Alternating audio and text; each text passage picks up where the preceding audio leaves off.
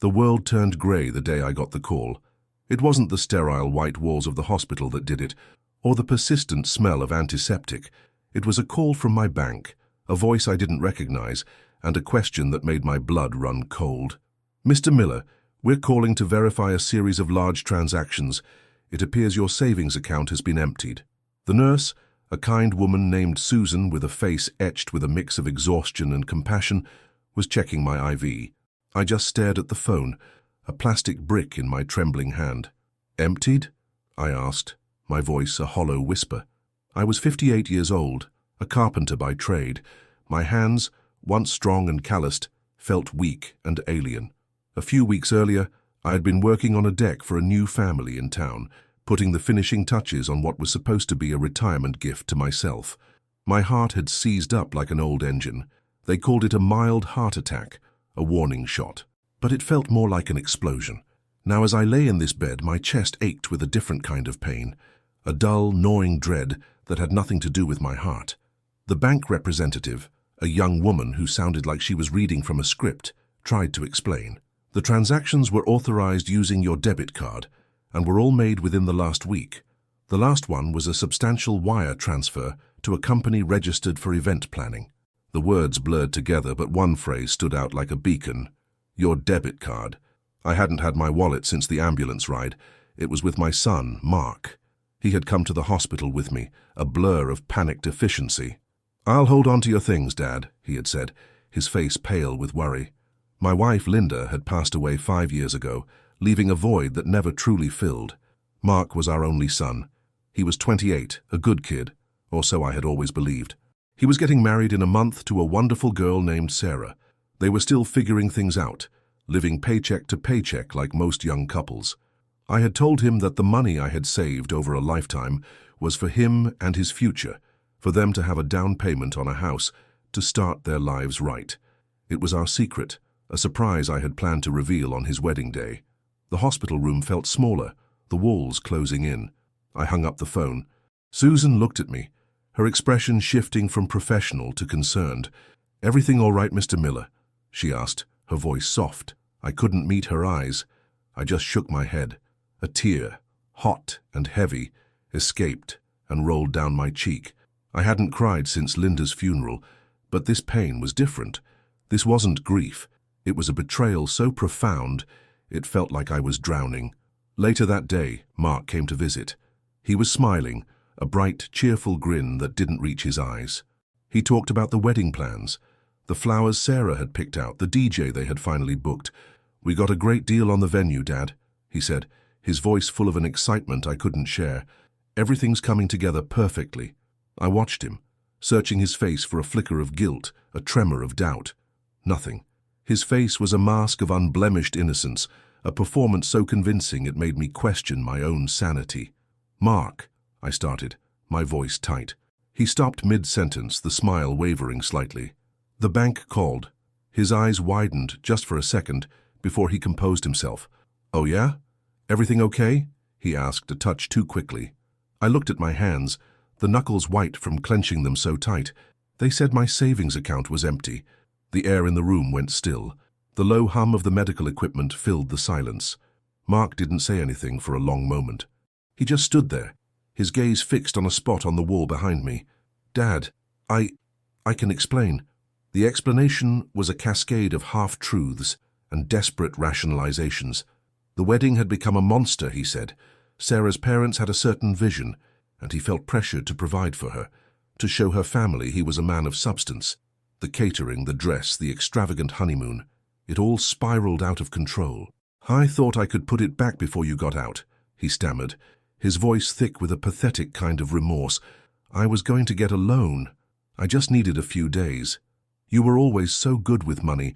I knew you'd find a way to make it work." I listened, the words a hammer blow to my chest. He wasn't sorry for what he had done, only for being caught. He hadn't seen me as his father, a man who had worked his entire life to provide for him. He had seen me as a bank account, an ATM he could withdraw from without a thought. The money wasn't just numbers on a screen. It was a lifetime of sweat, of aching backs and scraped knuckles, of missed vacations and worn-out work boots. It was the legacy I had planned for him, the safety net I had woven thread by thread. The anger was a cold, bitter thing. It coiled in my stomach, a snake of pure rage. I closed my eyes, picturing the deck I had built, the smooth, sanded wood, the sturdy railings. It was a tangible thing, something I could see and touch. My savings account, on the other hand, was now an empty, echoing space. "Get out, Mark," I said, my voice barely above a whisper. He looked at me, his face a mix of shock and confusion. "Dad?" he said, his hand reaching out. "Don't touch me." I pulled my arm away. "Just get out. I don't want to see you right now." He left, the door clicking softly shut behind him. I lay there, staring at the ceiling, the fluorescent lights buzzing overhead. My heart, the one they had just patched up, felt broken all over again. The world had turned grey, but a new, cold clarity had replaced the confusion. I had lost the money, yes, but I had lost something far more valuable. I had lost my son.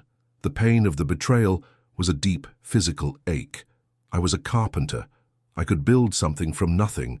I could fix a broken fence, a wobbly table, but I didn't know how to fix a broken trust. That was a material I had never worked with. The first call I made wasn't to Mark. It was to my bank's fraud department. The young woman who answered, her voice all business, listened to my shaky explanation. I told her the transactions were unauthorized. I omitted the part about my son. The words felt like lead on my tongue. "We can initiate an investigation, Mr. Miller," she said, "but with the debit card being used and the transactions being so recent, we might be able to freeze the remaining accounts and transfers." "Freeze them," I said, the words a lifeline. "Please, freeze everything." I wanted to stop the bleeding. The damage was done, but maybe I could prevent a total financial hemorrhage. My pension account, my emergency fund, the small checking account I used for bills, I had kept them all separate. It was a habit I'd picked up from my father, who always said, "Don't put all your eggs in one basket, son. Life has a way of dropping them." It took another half hour on the phone, a blur of account numbers and security questions, but finally the representative confirmed the freeze. A small, cold satisfaction spread through me. It wasn't a victory, not by a long shot. It was a temporary truce. Mark had taken the savings, the money I had earmarked for his future, but he couldn't touch the rest. It felt like I had locked the barn door after the horse had bolted, but at least the other horses were safe. The next day I was discharged.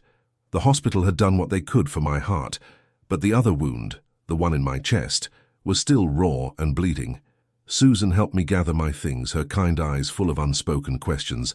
I just gave her a weak smile and a nod. I wanted to be out of there, away from the sterile environment that felt so wrong for the messy human pain I was experiencing. The drive home was quiet. My old pickup, a relic of my working life, felt strange and comforting. The familiar streets of our small town passed by in a blur. The old oak tree in front of our house, the worn welcome mat, the creak of the front door. It all felt the same, yet profoundly different. The house, which had always felt like a sanctuary, now felt like a mausoleum for a life that was gone. My life, my son's life, and the relationship that had once defined it. I walked into the kitchen, the scent of stale air and a hint of Linda's lingering potpourri. I sat at the table, the same table where I had helped Mark with his homework, where we had shared countless meals and stories. I pulled out my laptop, an old clunky thing, and logged into my bank's website. The numbers on the screen confirmed it. The savings account was at 0. Below it, the other accounts were marked with a red frozen alert. I stared at the screen, a grim smile on my face, a small act of defiance. My phone rang. It was Mark. I let it go to voicemail. He called again and again. The silence was a power I hadn't known I possessed. For years, I had been the one to answer, to provide, to fix. Now, for the first time, I was the one shutting the door. He left a voicemail, his voice laced with a frantic edge. "Dad, what's going on? My card's not working. The wedding venue just called me. They said the wire transfer was frozen. What did you do?" His panicked voice was the first real apology I had heard. Not, "I'm sorry I took your money," but, "I'm sorry you stopped me from spending it." The realization was a gut punch. He was a child, a petulant, spoiled child, who had just been told no for the first time. The anger came back, cold and sharp. I had worked my whole life to give him a better start than I had. I had taught him to be a good man, to be responsible. Where had I gone wrong? Had I given him too much, too easily? Had I made him entitled? The phone buzzed with another message. A text from Mark. "Dad, please, we need that money. Sarah's family is going to kill me." He had brought Sarah into it, a move so transparently manipulative it made me sick. I knew she was a good girl, the kind of woman who deserved a man who was honest and dependable, and Mark was neither of those things, not anymore. The thought of him using her, a pawn in his desperate game, filled me with a new kind of resolve. I knew what I had to do. This wasn't just about the money anymore. It was about a life lesson Mark had to learn, a lesson I had failed to teach him. He had to face the consequences of his actions. I would not bail him out. I would not fix this for him. This was his problem, his mess. I had to let him clean it up. It was a cruel kind of love, a last act of fatherhood that felt like a burial. The son I had known, the boy I had raised, was gone, and in his place was a stranger I had to teach to stand on his own 2 feet. I walked to my workshop in the backyard, a place I hadn't been since my heart attack. The familiar scent of sawdust and oil-stained wood was a comfort. I ran my hand over the smooth top of my workbench, the tools hanging in a neat row on the wall. I picked up a piece of rough pine, a spare from the deck project, and a chisel. I started to carve, the rhythm of the work a balm to my raw nerves. I didn't know what I was carving. It didn't matter. All that mattered was the steady motion of my hands, the quiet sound of wood being shaped. It was a familiar feeling, one that grounded me in the face of so much uncertainty. It was a reminder that I was still a creator, a builder, and maybe, just maybe, I could build a new life for myself from the splintered remains of the old. The sun rose the next morning, but it felt like a cold, alien light. I had barely slept, the images of my bank statement and Mark's frantic voicemails playing on a loop in my mind. The house was too quiet. The silence was a heavy, physical thing, a testament to the chasm that had opened between me and my son. I made coffee, a ritual I had performed for 30 years, and took my mug out to the back porch. The air was crisp, the birds were singing, and everything looked the same. But it wasn't. The world outside my little patch of grass felt like a beautiful lie. I was no longer a content, soon-to-be retired father, looking forward to his son's wedding. I was a man betrayed, staring at the ruins of his life's work. Mark called again. I hit decline. He was texting me now, a rapid-fire succession of panicked messages. "Dad, please call me back. Sarah's crying. She doesn't understand what's happening. This is ruining everything." The words were like a fuse, and something inside me finally snapped. He was hiding behind her. He was using her pain to get to me. It was a cowardly, despicable move, and it was a line he should never have crossed. I put my phone down and stared at it for a long moment. I had to do something, but not for Mark. For Sarah. She was a good girl. I had known her for 3 years, and I had seen the way she looked at Mark with a kind of hopeful love that I remembered from the early days with Linda. She was a victim in this, just as much as I was. She deserved the truth, not the web of lies Mark was no doubt spinning for her. I found her number in my contacts. I had saved it after a dinner a few months ago. My finger hovered over the call button. What would I say? "Hello, Sarah. Your fiancé is a thief." It felt cruel, but leaving her in the dark felt even crueler. She was about to marry a man who would steal from his own father. She had a right to know who she was really getting into bed with. I took a deep breath and pressed the call button. The phone rang 3 times before she answered, her voice sounding thin and watery. "Hello?" she said, her voice catching. "Sarah, it's Tom Miller, Mark's dad." A short silence. "Oh, hi, Mr. Miller. I'm sorry. Mark told me you're home from the hospital. How are you?" she asked, her voice a fragile mask of politeness. She knew. She had to know something was wrong. Her tone was too careful, too tentative. "I'm doing better, thank you. Sarah, I'm not calling to ask about my health. I'm calling about the wedding." Another pause, a longer one this time. I could hear her breathing on the other end of the line. "Oh, okay. What about it?" "The money for the venue. The transfer was frozen. I'm the one who did it." I heard a sharp intake of breath. "What? But why? Mark said it was some kind of bank error." I closed my eyes. The lies. He was already so deep in them. I had to be honest for her sake. "Sarah, there was no bank error. Mark didn't have the money for the wedding. He emptied my savings account. The money I had worked my entire life for, the money I had planned to give you both for a down payment on a house." The words were a bitter pill, but I had to swallow them. The line was silent for a long time. I could hear the faint sound of her ragged breathing. I could almost picture her sitting on the other end of the line, her world crumbling around her. I felt a pang of guilt, but it was quickly overshadowed by the knowledge that this was necessary. Finally she spoke, her voice a whisper full of disbelief. He did what? He used my debit card while I was in the hospital. He drained my entire savings. The wedding, the venue, the caterers, everything. It was all paid for with stolen money. Oh my God, she said. The words were a broken sob. I don't understand. He told me it was a gift. He said you wanted us to have the wedding of our dreams. He said you were so proud of him. The last part was a broken whisper, and the sound of her heartbreak was more painful than my own. I was proud of the man I thought he was, Sarah, not the man he's become. I let the words hang in the air, heavy with unspoken meaning. I'm sorry you had to find out this way, but you deserve to know the truth. You deserve to know who you're marrying. I didn't say anything more. The silence was a conversation in itself. The truth had a weight to it, a finality that needed no further explanation. She was crying now, a deep, wrenching sound that tore at my heart. I knew what this meant. She wasn't just grieving the loss of a wedding. She was grieving the loss of a future, the loss of a man she thought she knew. Thank you, Mr. Miller, she finally managed to say, her voice thick with tears. I don't know what to say, I just thank you. I hung up the phone, my hand shaking. The call was over, but the repercussions were just beginning. I had just set off a bomb, a truth bomb that would detonate in the middle of Mark and Sarah's relationship. I had done the right thing, I knew it, but the cost was heavy.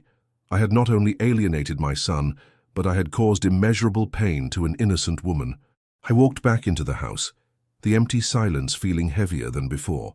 The coffee was cold and my heart felt colder still.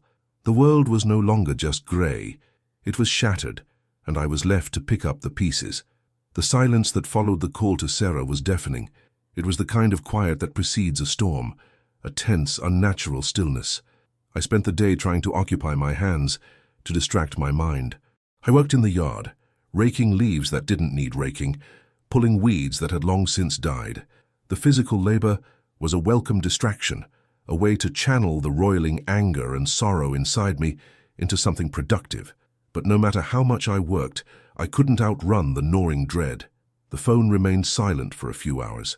I knew it wouldn't last. Mark was either trying to get a hold of Sarah, or he was in a screaming match with her. I knew the kind of man he was, and I knew he would try to spin it to make himself the victim. He would tell her I was being cruel, that I was punishing him, that I was a bitter old man who couldn't stand to see him happy. I knew the playbook. I had seen him use it on Linda for years, a masterclass in emotional manipulation. But this time, I wasn't a spectator. I was a player in the game, and I had just made my move. Around dusk, the phone rang. It wasn't Mark. It was his best friend, Jake. Jake had been a fixture in our lives since they were kids. A good kid, solid, dependable. He had a way of cutting through the noise. "Tom," he said, his voice hesitant. "It's Jake. Mark called me. He's pretty upset." "I'm sure he is," I said, my voice dry. "He told me what happened. He said you froze the accounts and told Sarah everything. Is that true?" "Yes, Jake. It's all true." I didn't mince words. There was no point. A long sigh on the other end of the line.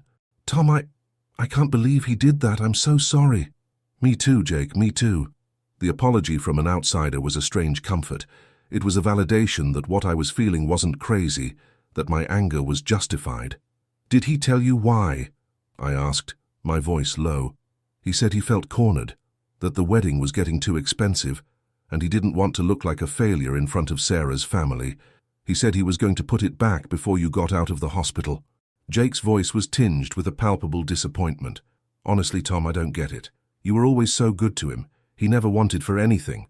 Why would he do this?" I had been asking myself the same question for the past few days. I didn't have an answer. "I don't know, son. Maybe I gave him too much. Maybe he never learned the value of $1. Maybe he just forgot who I was. I'm calling because he's going nuts. He thinks you're doing this to ruin his life. He thinks you're punishing him. He is the one who took the money, Jake. He is the one who stole from me. I didn't ruin his life. He did. And if he can't see that, Then maybe he's not the man I thought he was. The words were bitter, but they were true. This wasn't a punishment.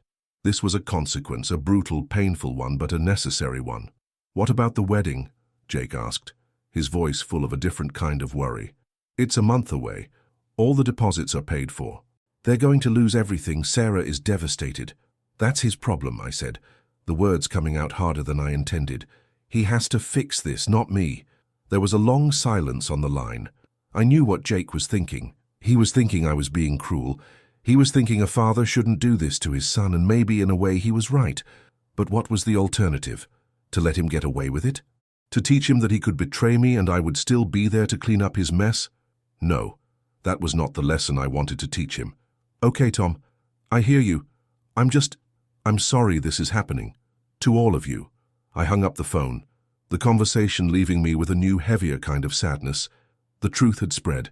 It was no longer a private drama between a father and son. It was now a public spectacle, a source of gossip and pity. And Mark was the one who had invited the world in. A few hours later, a car pulled up in the driveway. It wasn't Mark's, it was Sarah's. She got out, her face pale and streaked with tears. She walked up the porch steps, her shoulders slumped. My heart ached for her. She was a casualty of this war, and she didn't deserve any of it. I opened the door and just stood there, letting her see the sadness in my eyes. She didn't say anything. She just stood there for a moment, and then she walked into my arms, burying her face in my shoulder. She wasn't just hugging me. She was hugging a memory, a safe place, a father figure who wasn't trying to use her. I wrapped my arms around her, my old calloused hands patting her back awkwardly. "He's a liar, Mr. Miller," she whispered, her voice muffled by my shirt. "He lied about everything. I know, Sarah, I'm so sorry." She pulled away, her eyes red and puffy. "He didn't even tell me the whole story. I had to get it out of him. He said you were just being difficult, that you were just angry about the heart attack." She looked at me, a flicker of something in her eyes. It wasn't just pain. It was a cold, hard resolve. "He said I had to call you and beg. He said you'd listen to me." A new wave of disgust washed over me. He had sent her to do his dirty work. He was a coward, and he was willing to use the woman he was supposed to love to get what he wanted. "Did you?" I asked, my voice soft. She shook her head, a tear rolling down her cheek. "No, I didn't. I can't do this anymore. I can't be with a man who would do something like this. Not just to you, but to me, to us." She was a good girl, and she deserved so much more. I didn't say anything. I just let her talk. She needed to get it all out. She told me how she had found the bank statements in his jacket pocket, how she had confronted him, how he had finally broken down and told her the truth, a pathetic, sobbing mess. I listened, my heart breaking for her, for the life she had dreamed of that was now shattered. She left a little while later, a weight seeming to lift from her shoulders. She looked at me before she got in her car, her eyes filled with a new kind of clarity. "Thank you, Mr. Miller," she said, her voice stronger now. "You did the right thing, for all of us." I stood there for a long time, watching her drive away. I was alone again, but the silence felt different now. It wasn't a silence of betrayal, but a silence of peace. A storm was raging, but I was in the eye of it, and for the first time since I had gotten that call from the bank, I felt a flicker of hope. I had lost a son, but maybe, just maybe, I had gained a daughter. And I knew that somewhere Linda was looking down and she was smiling. The next morning, the storm hit with full force. A frantic pounding on my front door jolted me from a restless sleep. I knew who it was without even looking. It was Mark, and he wasn't here for a calm discussion. The look on his face when I opened the door was a mixture of rage, desperation, and disbelief. He looked like a cornered animal. "What did you do, Dad?" he yelled, his voice cracking. "Sarah broke off the engagement. She gave me the ring back. She said she couldn't marry a liar and a thief. She said you told her everything." He stepped inside, his hands balled into fists. "Why? Why would you do this? I'm your son. I'm getting married." "I needed that money." I closed the door behind him, the click of the lock a final, definitive sound. The living room felt too small for the both of us. "Don't you dare try to pin this on me, Mark," I said, my voice low and steady. "You did this. You took what wasn't yours. You betrayed my trust. You betrayed her trust. This is the consequence of your actions." He scoffed, a pathetic, derisive sound. Consequence? This is cruelty. You're just angry about the heart attack, so you're taking it out on me. This isn't about the money. It's about you being a bitter old man who can't stand to see his son happy. The words were a hammer blow, each one designed to wound, to twist the knife. He was a master of deflection, a professional at playing the victim, but I wasn't going to fall for it this time. I looked him in the eye, my gaze unwavering. You're wrong, Mark. This is about the money. This is about a lifetime of work, a lifetime of sacrifice. Do you know how many jobs I took on in the freezing cold, how many weekends I missed with your mother, to build that money up? Do you have any idea? He just stared at me, his face a mask of a petulant, spoiled child. It's just money, Dad. You can make more. I needed it. Sarah's family was looking down on me. I had to prove I was a man of substance. A man of substance? A man of substance doesn't steal from his own father. A man of substance earns his own way. A man of substance doesn't hide behind the woman he's supposed to love and send her to beg for him. A man of substance doesn't lie and cheat and steal to impress people he doesn't even know. The words poured out of me, a torrent of years of suppressed anger and disappointment. He flinched, the words landing with the force of a physical blow. I was going to pay you back, he stammered, his voice weaker now. I was going to get a loan. You had no intention of paying me back, Mark. You just thought you could get away with it. You saw an opportunity and you took it. You saw me in a hospital bed, and you saw a way to take a shortcut. And now you're standing here, acting like I'm the bad guy, because I had the audacity to stop you. He was breathing hard, his chest rising and falling. The rage was gone, replaced by a desperate, trapped look in his eyes. He had no more lies to tell. He had no more excuses. The truth was out, and it was a cage he couldn't escape. What do you want from me? He asked, his voice a low growl. I want you to learn, I said, my voice softening just a little. I want you to learn what it means to be a man, to take responsibility, to face the consequences. This isn't a lesson I can teach you with words. This is a lesson you have to learn on your own. So what? I'm supposed to just lose everything. The wedding, Sarah. Everything. You're going to let me lose everything. You are the one who risked everything, Mark. You are the one who chose to take the easy way out. I can't fix this for you. I can't magically give you the money back, and I won't. Not a dime. That money was my retirement. It was my legacy, and you took it. Now you have to deal with the fallout. He just stood there staring at me, his eyes full of a new, dawning horror. He finally understood. This wasn't a temporary punishment. This was permanent. The chasm between us was not something that could be bridged with a simple apology or a promise to pay me back. It was a fundamental shift, a broken trust that could never be repaired. I hate you, he said, the words a venomous whisper. The words didn't hurt as much as they should have. I just looked at him, my heart aching. No, you don't, Mark. You hate yourself. You hate what you've done.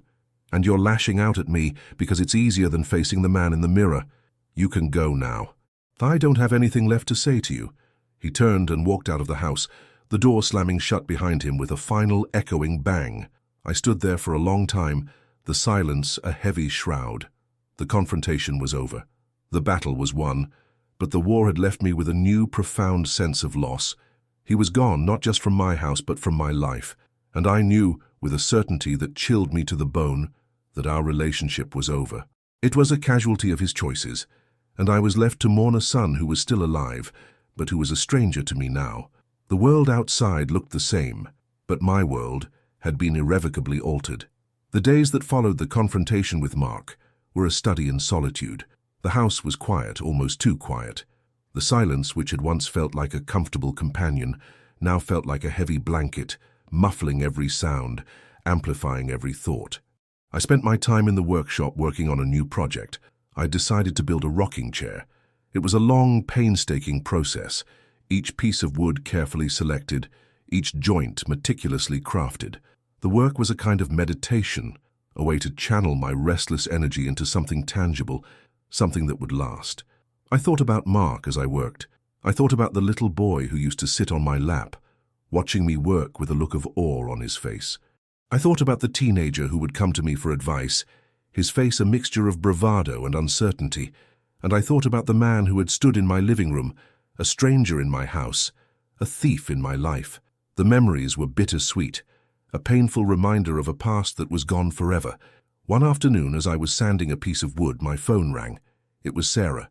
I hesitated for a moment before answering. We hadn't spoken since she came over, and I wondered what she wanted. "Hello, Sarah," I said, my voice softer than it had been in weeks. "Hi, Mr. Miller," she said, her voice sounding tired but firm. "I just wanted to call and thank you for everything." "You don't have to thank me, Sarah. I just told you the truth." "No, you did more than that. You saved me. You saved me from a life of lies, from marrying a man who would never be honest with me. I was so angry at first, but I'm not anymore. I'm just grateful. Thank you." Her words were a balm to my aching heart. They were a reminder that something good had come out of this terrible situation. "What are you going to do?" I asked. "I'm going to go back to school. I had put it on hold for the wedding, but I'm going to go back. I'm going to get my degree in nursing. I'm going to build a life for myself, a life I can be proud of, and I'm going to do it on my own terms, not on a lie." The strength in her voice was a source of pride for me. She had been hurt, but she wasn't broken. She was taking her pain and turning it into something positive, something productive.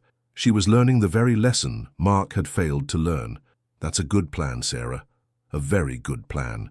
And I wanted to ask you something," she said, a hint of nervousness in her voice. "I'm still getting to know what the new me looks like, but I feel like I need to make sure you know that I'm here for you, too. You went through a terrible thing, and I want you to know you don't have to go through it alone." The offer was unexpected, and it brought a lump to my throat. I hadn't realized how lonely I had been. "Thank you, Sarah. That means a lot." We talked for a while longer, not about Mark, not about the money, but about our lives, about the future, about the things we hoped to accomplish. It was a conversation of healing, of moving forward. When we finally hung up, I felt a sense of peace I hadn't felt in a long time. The rocking chair, which had once felt like a symbol of my solitary future, now felt like a seat of new beginnings. A few days later, a letter arrived in the mail. It was from Mark's lawyer. I had expected it. I had received a few threatening emails and messages from him, all of which I had deleted. The letter was a formal request for the release of the funds, citing emotional distress and a lack of proper communication. It was full of legal jargon and empty threats. I crumpled it up and threw it in the trash. It was an insult, a final pathetic attempt to manipulate me to get what he wanted. He had not only stolen my money, he was now trying to steal my dignity, to make me a villain in his story. I went to my own lawyer, a kind, elderly man named Robert who had been a family friend for years. I explained the situation to him, leaving nothing out. He listened, his face a grim mask. "He has no legal standing, Tom," he said, his voice firm. "This is an open and shut case. The transactions were made with your debit card and you were incapacitated in the hospital. This is a clear case of fraud. If anything, you could sue him for the entire amount, plus damages." The thought of suing my own son was a bitter one. It was a step I didn't want to take. I had already lost him. I didn't want to go to court and make it official, to brand him as a criminal for the rest of his life. "I don't want to sue him, Robert. I just want him to leave me alone, and I want to make sure he can never do this again." "Understood, Tom. I'll draft a letter for you to send to his lawyer. It will be firm, clear, and unambiguous. It will state that the freeze is permanent, that you will not be releasing the funds, and that any further attempts to contact you or to threaten legal action will be met with a countersuit for fraud.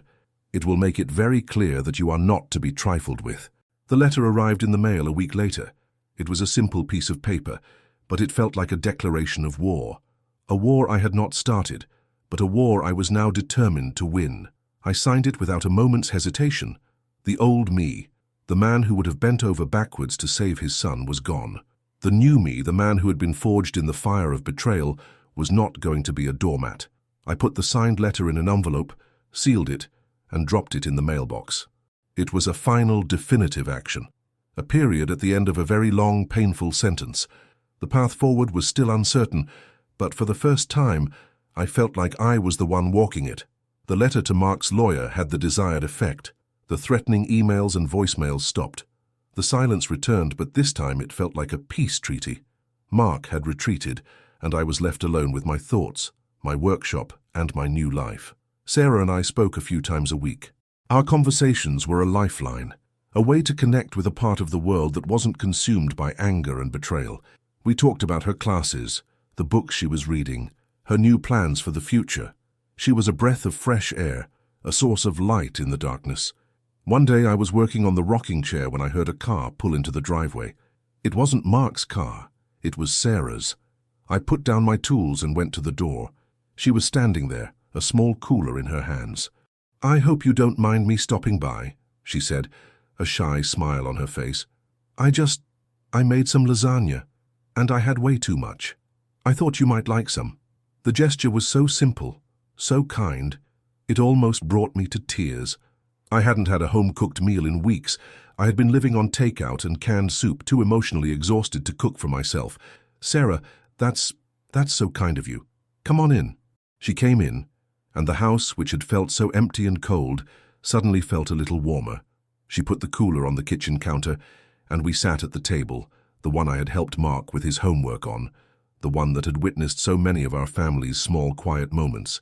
She didn't talk about Mark. She talked about her classes, the challenges of going back to school, her hopes for the future. She had a new resolve about her, a quiet strength that was a stark contrast to the heartbroken young woman who had come to me just a few weeks ago. "You know, I still have to figure out what I'm going to do about all the wedding vendors," she said, her voice soft. "I'm still getting calls. It's a mess." "You shouldn't have to deal with that, Sarah," I said, my voice full of a sudden, sharp anger. "That's his mess, not yours." She just shook her head. "No, it's ours.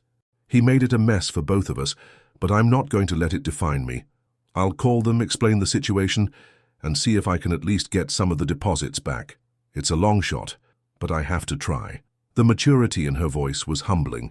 She was facing this with a courage and grace that a lot of people, a lot of men, would never have. I just looked at her, and a thought, so simple and so profound, came to me.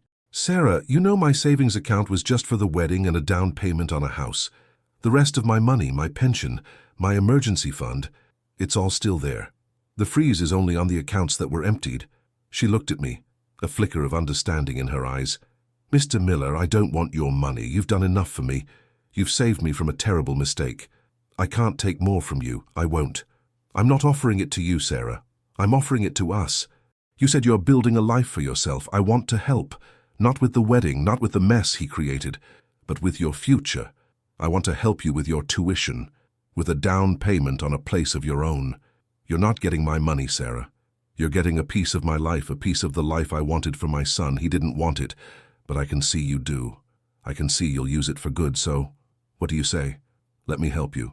She didn't say anything for a long moment. She just looked at me, her eyes filling with tears.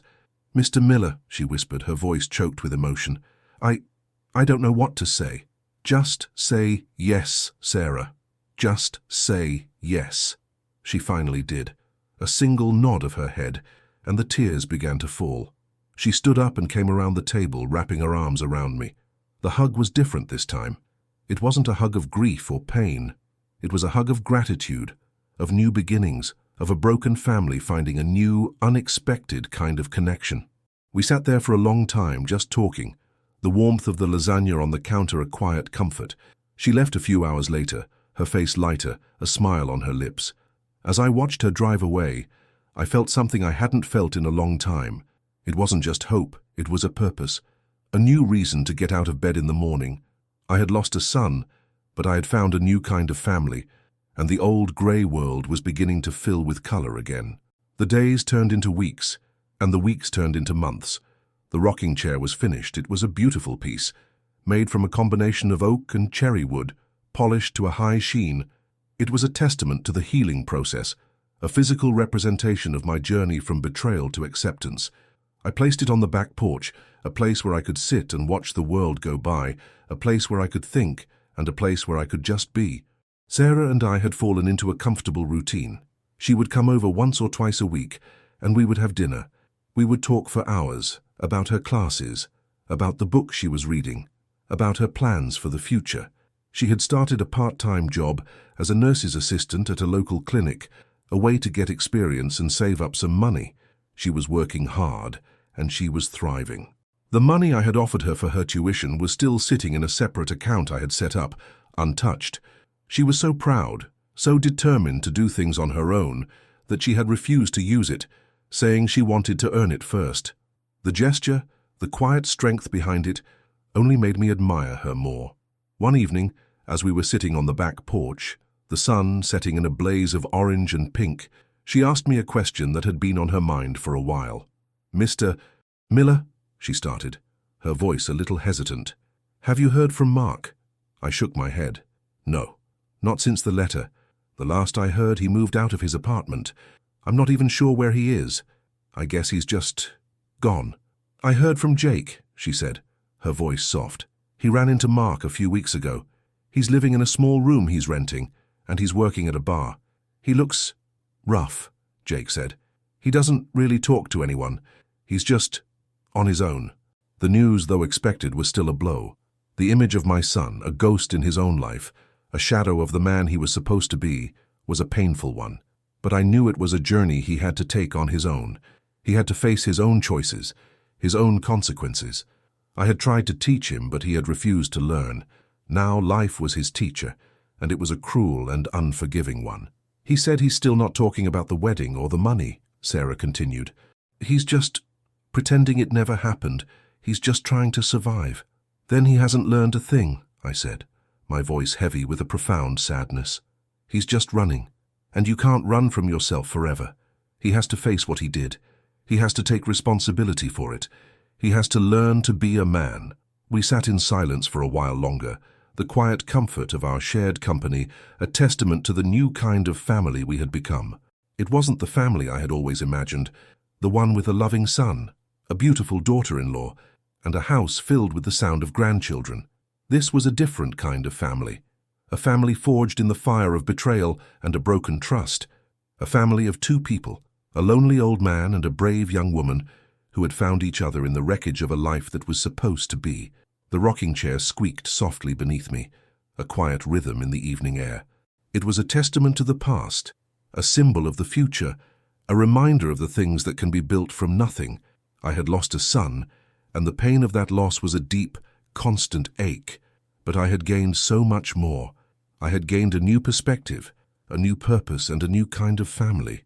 The world, which had once been a grey, empty space, was now filled with the quiet, simple beauty of a new life, and I knew, with a certainty that calmed my heart, that this was the life I was meant to have. The past was a memory, the future was unwritten, and the present, for the first time in a long, long time, was a place of peace. The phone rang one afternoon, a number I didn't recognize. I almost didn't answer it. It was a blocked number, but something, a flicker of intuition, told me to pick it up. "Hello," I said. "Dad." The voice on the other end was tentative, broken. It was Mark. I hadn't heard his voice in months. It was a shock, a jolt to my system. The old anger flared up, a hot, sudden flame, but I quickly suppressed it. "Mark," I said, my voice flat, devoid of emotion. "What do you want?" A long silence on the other end. I could hear his ragged breathing. I wanted to talk to you. I've been trying to call, but you never answer. I have nothing to say to you, Mark. You made your choices. You're living with the consequences. That's all there is to it. Dad, please, just hear me out. I'm not calling to ask for money. I'm not calling to beg you to give me another chance. I'm calling to apologize. For everything." The words were a bitter pill, but he said them, and the sound of his voice, devoid of the old bravado, was a new thing. "Why now, Mark? Why after all this time? Why after you sent your lawyer after me? Why after you turned everyone against me? Why now?" Because I finally realized what I did. I lost everything, Dad. My fiancé, my friends, my job, my dignity. I'm living in a dump. I'm working for minimum wage and I'm alone. I had nothing to do but think, and I finally realized I wasn't mad at you, Dad. I was mad at myself. I was a thief. I was a liar. And I lost the most important person in my life. You. The words were a desperate, raw plea. They sounded like the truth. I didn't say anything. I just listened. The silence was a long, heavy thing, filled with the ghosts of 1,000 missed conversations, 1,000 small acts of love and betrayal. I was so entitled, Dad. I thought I was owed a good life. I thought I deserved everything, and I never had to work for it. You gave me so much, and I took it for granted. I'm so sorry. I'm sorry I betrayed you. I'm sorry I broke your heart. I'm sorry I stole from you. I'm sorry I sent Sarah to you. I'm sorry for everything. I need you to know that I'm sorry, and I need you to know that I'm going to spend the rest of my life trying to make it right." The words were a torrent, a confession of guilt and remorse. He sounded like a different person. He sounded like the boy I had raised, the one who had disappeared so long ago. My heart, the one that had been so cold and hard for so long, began to thaw. The anger which had been a constant companion began to subside. "What are you going to do, Mark?" I asked, my voice a whisper. "I'm going to work. I'm going to get another job. I'm going to find a way to pay you back, every last dime. It's going to take me years, I know, but I'm going to do it. And I'm going to prove to you that I'm a better man than I was. I'm going to prove to you that I'm worthy of your respect." The offer was so simple, so profound. He wasn't asking for forgiveness.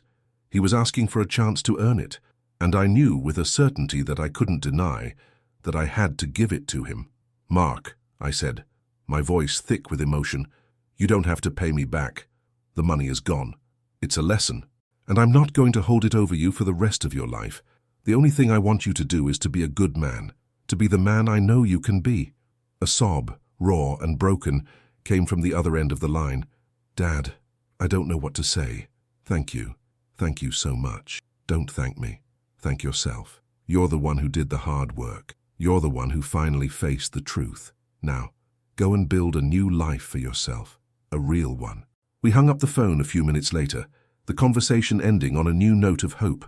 I sat there for a long time, the phone in my hand, my heart filled with a mixture of pain and relief. I had lost a son, and I had gained a son. The circle had finally closed. The long, painful journey of a broken family had come to an end, and a new, more uncertain one was about to begin. The world was still filled with shadows, but a new light had broken through. The change in Mark was palpable, even from a distance. He didn't call me again for a while, and I respected that. He was building his new life, and he needed the space to do it on his own. I heard about his progress through Jake, who would occasionally call with updates. Mark had found a job at a construction company starting at the bottom, hauling materials and doing manual labor. He was working hard, saving every penny. He had moved into a small shared apartment, and he was taking night classes at a community college, working towards a degree in business management. He was a different man. He was the man I had always hoped he would be. One evening, as I was sitting on the back porch in my new rocking chair, the one I had built with my own 2 hands, I heard a car pull into the driveway. It wasn't Mark's car, and it wasn't Sarah's. It was a new car, a beat-up old sedan with a dent in the fender. A tall, slender young man got out of the car. It was Jake. He walked up the porch steps, a shy smile on his face. "Hi, Tom. I hope you don't mind me stopping by. I wanted to talk to you about something." "Come on in, Jake," I said. And he did. We sat in the living room, the space that had once felt so full of anger and betrayal, but now felt like a place of peace. "I'm here to talk to you about Mark," he said, his voice hesitant. "I know he called you, and I know you told him you don't want him to pay you back, but he's not going to stop trying. He's already saved up a few $100s, and he's going to keep going. He's going to keep working until he has the whole amount. And I think you should let him." The words were a surprise. "Why?" I asked. "Because he needs to do it, Tom. He needs to do it for himself. He needs to feel like he's earned his way back. He needs to feel like he's made things right. If you just forgive him and tell him to forget about it, he'll never truly learn the lesson. He'll always feel like he got away with it. He needs this. He needs to feel the weight of what he did. He needs to feel the satisfaction of paying his debt, not just to you, but to himself. He needs to know he's a man of honor, that he's a man of his word, and he can't do that if you just give him a pass." The words were a jolt, a new perspective on the situation. I had been so focused on my own pain, on my own sense of forgiveness, that I hadn't considered what Mark needed. He needed to be the one to fix it. He needed to be the one to build the bridge between us. He needed to do it on his own. "You're right, Jake," I said, a deep sigh leaving my lips. "You're absolutely right. I was so focused on being the good guy, on being the bigger man, that I didn't see what he needed. I didn't see that he needed to be the one to fix it." Jake nodded. "He's a good kid, Tom. He He lost his way, he just needed a little push. And you gave it to him, you didn't give him the easy way out. And I think that's the greatest gift you could have ever given him. The conversation with Jake was a turning point. It gave me a new understanding of the situation, a new sense of peace. I had done the right thing, not just for myself, but for my son. I had given him the opportunity to become the man he was always meant to be. And now I had to be patient. I had to wait for him to build the bridge. I had to let him do the work. A few weeks later, Sarah came over for dinner. She had finished her semester with flying colors, and she was glowing. We were sitting at the table, just the two of us. A new kind of family. You know, she said, her voice soft. I saw Mark yesterday. I was at the grocery store, and he was working there. He was putting away a cart of groceries, and he looked up and saw me. He didn't say anything. He just nodded, and then he went back to work. I just sat there, the image of my son, working a minimum wage job, the one I had paid him to do when he was a teenager, a fresh wound. But then Sarah continued, "And you know what I saw in his eyes, Mr. Miller? I saw a new kind of peace, a new kind of dignity. He wasn't the same man. He wasn't the same man who stole from you. He was a different man. He was a good man. And I think he's finally on the right path, thanks to you." I didn't say anything. I just reached across the table and took her hand. It was a silent conversation, a silent bond. The bridge was being built, brick by brick, one small act of kindness, one small act of forgiveness at a time. And I knew with a certainty that warmed my heart that one day my son would finally cross it and we would be a family again. The summer months passed and the world seemed to be settling into a new rhythm.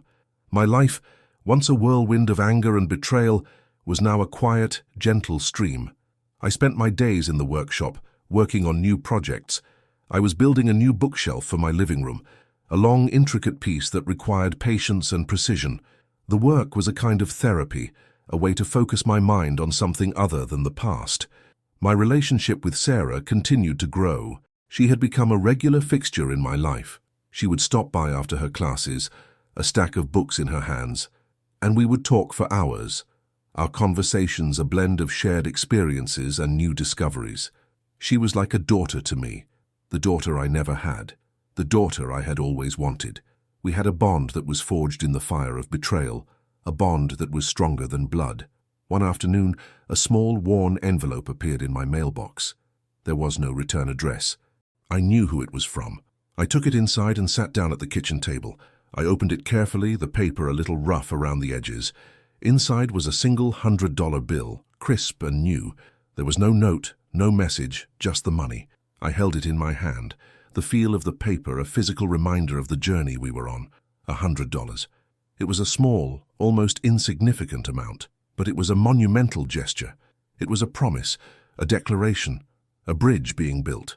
The next month, another envelope arrived, another $100 bill, and the month after that, another. The small acts of restitution were a quiet, steady rhythm in my life. He wasn't just paying me back. He was paying for his past. He was earning his future. He was showing me in the only way he knew how that he was a man of his word. I didn't touch the money. I had a separate small box where I kept the envelopes. Each one was a testament to his progress, a quiet monument to his change. I knew he was working hard. I knew he was struggling. And I knew that this was a painful, necessary part of his journey. I wasn't going to stop him. I was going to let him do the work. One evening, as Sarah and I were sitting on the back porch, sipping iced tea, I showed her the box. "He's been sending me money," I said, my voice soft. She looked at the box, her eyes wide with surprise. She opened it and looked at the stack of envelopes. "He's really doing it," she said, her voice a whisper. "He's really trying."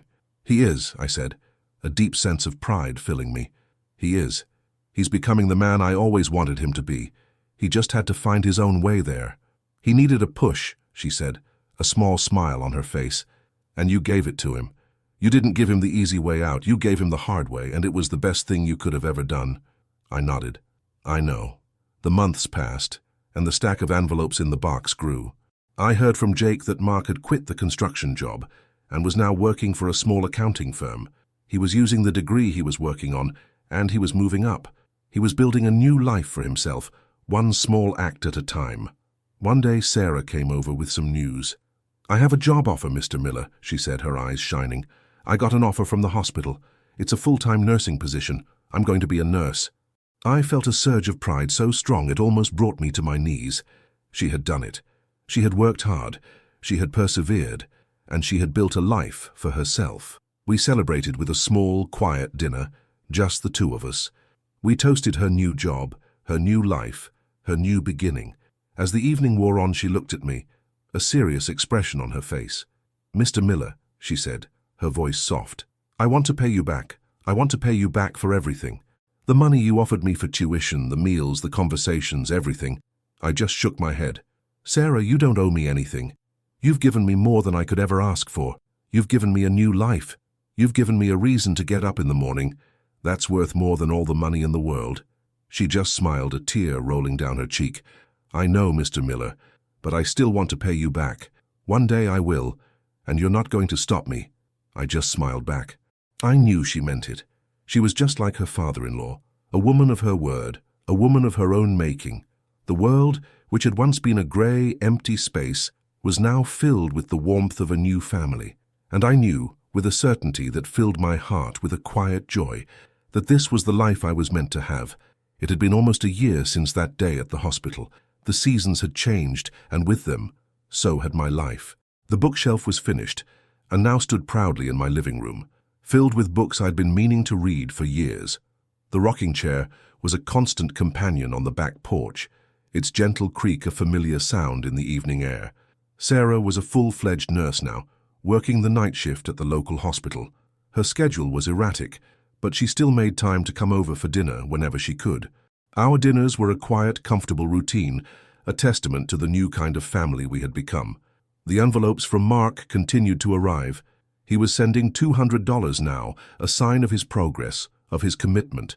The stack of envelopes in the box was growing, a physical reminder of the bridge he was building. I didn't know what I would do with the money. I didn't need it. My pension was more than enough, but I couldn't bring myself to throw it away. It was a part of his story, a part of my story, a testament to a son who had lost his way and was now finding his way back. One evening, as I was sitting on the back porch, the phone rang. It was a number I didn't recognize, but I knew who it was. It was Mark. "Hello, Dad," he said, his voice a little rough, a little tired. "Mark," I said, my voice soft. "How are you?" "I'm good, Dad. I'm tired, but I'm good. The firm is working me to the bone, but I'm learning a lot. I'm on my way to becoming a manager if I play my cards right." The news was a source of pride, a quiet victory in a long, hard war. "That's great, son. I'm proud of you." A long silence. The words felt strange on my tongue, but they were true. A quiet, honest pride had replaced the old bitter anger. I was calling to tell you I have enough," he said, his voice a little shaky. "I have enough to pay you back. I have the full amount, in cash. I can bring it over tomorrow if you're free." The news was a jolt. I hadn't expected it. I had been so focused on the small monthly payments that I hadn't considered the end, the final payment, the final act of restitution, the final act of forgiveness. "You don't have to do that, Mark. You've already done enough. You've proven yourself.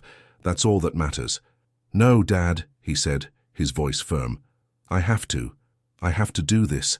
I have to look you in the eye and give you back what I took. I have to show you that I'm a man of my word. I have to close this chapter. I can't move on until I do. Please, Dad, just let me do this, for both of us." The plea was genuine, and it was a request I couldn't deny. He needed this. He needed the final act of redemption. "Okay, son, come over tomorrow. I'll be here." The next day, I was sitting on the back porch, a nervous energy in my stomach. The afternoon sun was warm, and the birds were singing. I heard a car pull into the driveway. It wasn't a beat-up old sedan. It was a new car, a nice one, but nothing too fancy. Mark got out, his face a little thinner, a little older, but with a new kind of dignity in his posture. He was wearing a nice suit, and he had a briefcase in his hand. He looked like a man of substance, not because of the clothes he was wearing or the car he was driving, but because of the person he had become. He walked up the porch steps, and he just stood there for a moment, looking at me. His eyes were no longer filled with desperation or rage. They were filled with a quiet, humble resolve. "Hi, Dad," he said, his voice soft. "Hi, son," I said, and the words, so simple, were filled with a lifetime of pain, of hope, of forgiveness. He sat down on the other rocking chair, the one that was empty for so long, and placed the briefcase on his lap. He opened it and pulled out a stack of envelopes, neat and clean. "This is it, Dad," he said, his voice a little shaky. "The final payment. The last of it. All I have left to say is, I'm so sorry. I'm sorry for everything. I know I can never truly make it up to you, but I'm going to spend the rest of my life trying to. I promise you." I just sat there looking at the money, the tangible evidence of his long, hard journey. The money didn't matter. The money was just a symbol. The real prize was the man who was sitting across from me, the man who had been a thief and was now a son, the man who had lost his way and was now finding his way home. I didn't say anything. I just reached out my hand and placed it on his. "You've already made it up to me, son," I said, my voice thick with emotion. "You've already made it up to me. Welcome home." He broke down then, a raw, wrenching sob that came from the depths of his soul. He put his head in his hands, and I just sat there, my hand on his shoulder, letting him cry. It wasn't a cry of sorrow. It was a cry of relief, of redemption, of a final release. A son who had been lost was finally found, and for the first time in a long, long time, my heart was finally at peace. The world was no longer just a grey, empty place. It was a home. A different kind of home, but a home nonetheless. And I knew with a certainty that filled my soul with a quiet joy that this was where I was meant to be. The return of Mark was not a Hollywood movie ending. There was no big party, no grand reconciliation. It was a quiet, hesitant, and at times awkward process.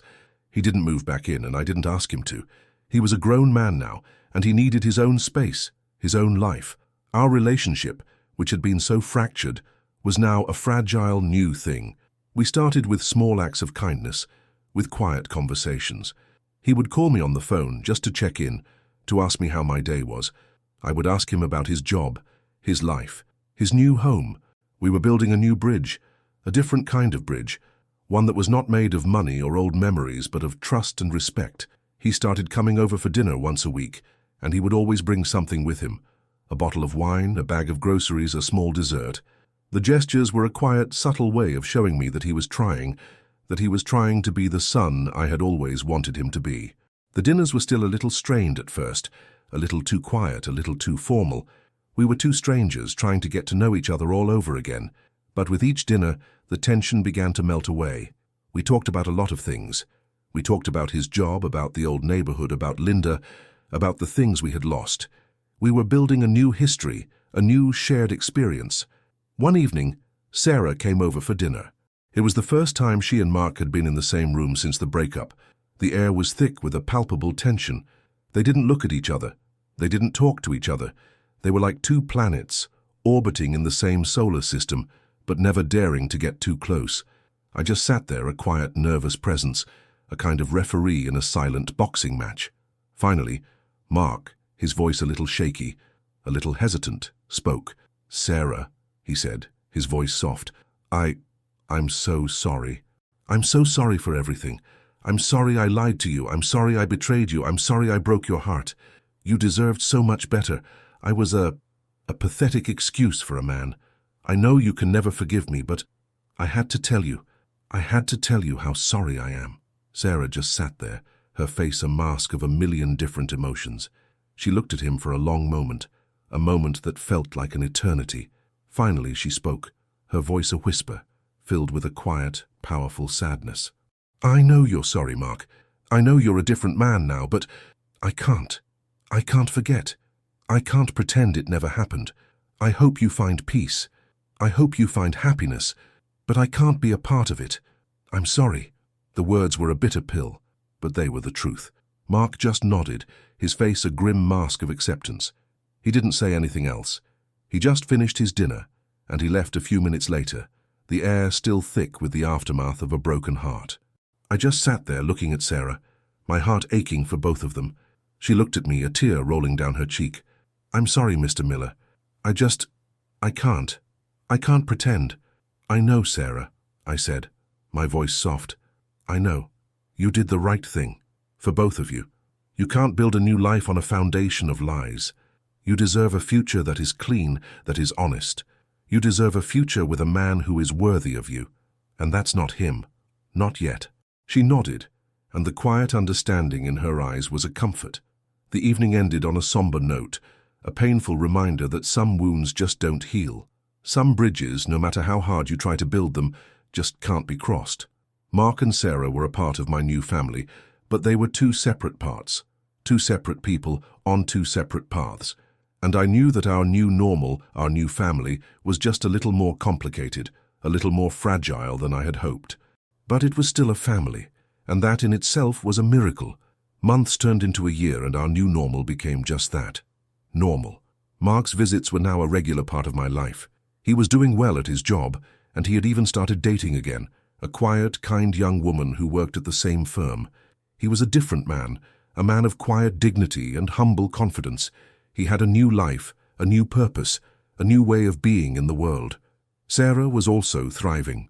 She was a top-notch nurse, and she had moved into a new apartment, a small, cozy place of her own. She was living her dream, and I was so proud of her. She was a constant source of light in my life, a constant reminder of the good that can come from the wreckage of a broken life. She had also started dating a doctor who worked at the hospital. He was a good man, a kind man, a man who was worthy of her, and I knew that somewhere Linda was smiling, her heart filled with a quiet, maternal pride. The envelopes from Mark had stopped. He had paid me back the full amount, the final payment a quiet, humble act of restitution. The money was a testament to his journey, a physical representation of the debt he had paid. I still had the box of envelopes, a quiet, private monument to a son who had gone astray and was now finding his way back. I didn't know what I would do with the money. I had thought about donating it, but that felt wrong. It was his money, his hard work, his journey. It was a part of our story, and it felt too sacred to give away. One evening, Mark came over for dinner, and he had something in his hands. It was a small wooden box. He sat down at the table and placed it in front of me. "Dad," he said, his voice a little shaky, I made this for you." I opened the box, my hands trembling a little. Inside was a hand-carved rocking horse. It was a small, beautiful thing, meticulously crafted, each curve, each line a testament to the love and care that had gone into it. The wood was a beautiful, dark mahogany, and the craftsmanship was perfect. I looked at him, a question in my eyes. "It's not just a rocking horse, Dad," he said, his voice soft. "It's a promise that I'm going to be a better man, a better son, a better father, and a better grandfather. I'm going to make you proud, Dad. I promise you." The words were a hammer blow to my heart, a profound, gut-wrenching realization of the journey we had been on. He wasn't just a son anymore. He was a man who was thinking about the future, about the legacy he would leave behind, a man who was thinking about the kind of father he would be. I just looked at him, my eyes filled with tears. "I'm already proud of you, son," I said, my voice thick with emotion. "I'm already proud of you." I stood up and walked around the table, and I wrapped my arms around him. It wasn't a hug of a broken man, a hug of a man betrayed. It was a hug of a father who had been given a second chance at fatherhood. He hugged me back, his arms strong and firm. A new kind of son, a new kind of man. He stayed for dinner, and we talked for hours, not about the past, but about the future. We talked about his new girlfriend, about her family, about his plans for a new house. He was building a new life, a real life, one that was not built on a foundation of lies, but on a foundation of hard work and honesty. I knew with a certainty that filled my heart with a quiet joy that this was the life he was meant to have. As he was leaving, he turned to me, a small, humble smile on his face. "Dad," he said, his voice soft, I wanted to ask you something. When I get married, would you walk me down the aisle?" The question, so simple, so profound, was the final act of a long, painful journey. He wasn't asking for forgiveness. He was asking for a blessing. He was asking for a father to be a father again. And I knew with a certainty that filled my soul with a quiet peace that this was a moment I would never forget, a moment that was a testament to a son who had been lost and was now found, a moment that was a testament to a new kind of fatherhood, a new kind of family. And I knew with a quiet joy that filled my heart to the brim that this was the life I was meant to have. The wedding was a small, quiet affair. It wasn't a lavish, extravagant ceremony like the one that had been planned with Sarah. It was a simple, heartfelt ceremony in a small church, filled with the quiet dignity of a new beginning. Mark was a different man. He was standing tall and proud, a man of his word, a man of his own making. The girl he was marrying was a quiet, kind young woman named Jessica, and she was a good girl, a good woman, a good partner for the man he had become.